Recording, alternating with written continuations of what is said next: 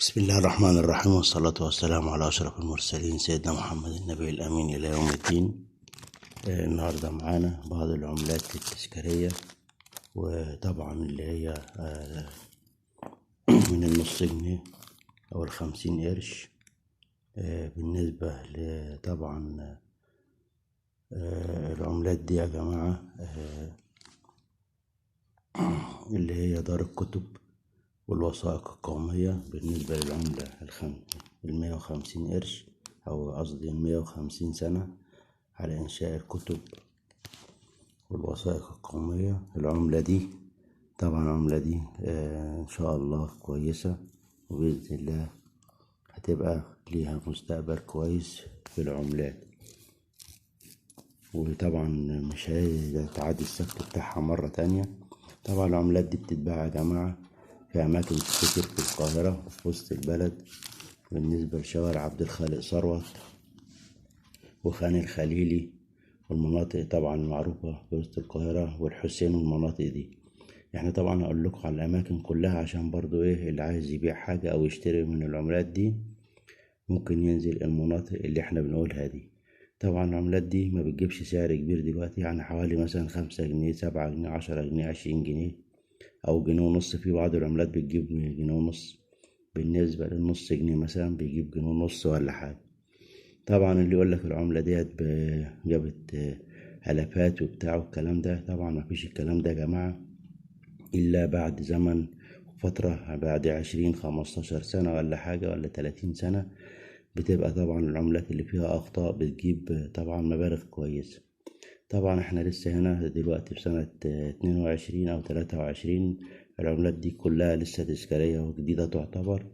ونقول لكم الأماكن برضو اللي في اسكندرية: في خالد بن الوليد في اسكندرية، وفي محطة الرمل والسيوف طبعا، وسوق الجمعة اللي كلنا عارفينه في اسكندرية.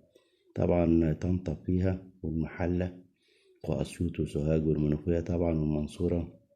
كل المحافظات إن شاء الله بتلاقي فيها العملات ديت، وبتلاقي فيه ناس هناك هاوية، وفي تجار موجودين بيبيعوا العملات ديت وبيشتروا برضو منك العملات اللي هم طبعا عارفين قيمتها.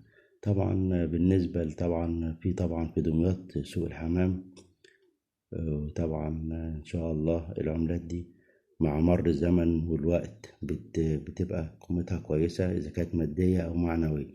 لكن حاليا طبعا هي ما بتجيبش حاجة دلوقتي يا جماعة، علشان طبعا تيجي تاخد نص جنيه بجنيه ونص، ولا ب2 جنيه ولا ب3 جنيه ولا ب5 جنيه حتى.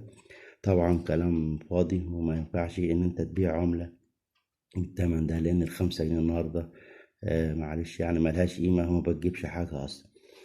طبعا ما تنسوناش باللايك، وفضلا وليس امرا الاشتراك بالقناة عشان يصلكم كل جديد ان شاء الله بإذن الله. طبعا العملات زي ما انتم شايفين، هي العملة دي اهي 100 عام 150 عام على إنشاء الكتب والوثائق القومية. هنا مكتوب الكتب بس، لكن في النص جنيه مكتوب والوثائق القومية زي ما انتوا حضراتكم شايفين كده. طبعا معانا العملة ديت حوالي 3 جنيه، وفي طبعا عملات تانية زي ما حضراتكم شايفين اهي.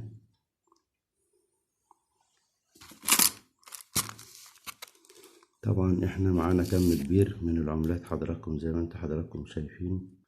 طبعا هنا الجنيهات كلها. بالنسبة للجنيهات أنا عاملها مجاميع، في طبعا حياة كريمة، وفي هم حوالي حاجة تقريبا 28 عملة جداد، أو اللي هم تذكاريين يعني. وطبعا الطرق وبتاع والكلام ده طبعا كله موجود معانا. وطبعا غير العملات اللي هي موجودة معانا أصلا من فترة كبيرة جدا، بالنسبة للتعريفة الألمنيوم، وطبعا ال5 قروش وال10 قروش والحاجات دي كلها موجودة معانا. تترككم في رعاية الله، وإن شاء الله نعمل لكم فيديو آخر بإذن الله.